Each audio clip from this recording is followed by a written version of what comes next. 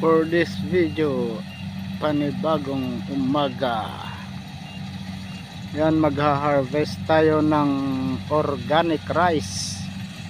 Yan po ang kanilang organic rice na red rice. Yan, organic rice po yan.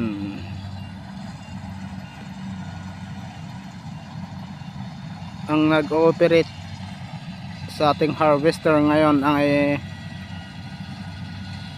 ang nag-aaral mag-harvest ng palay, kaya mabagal ang takbo.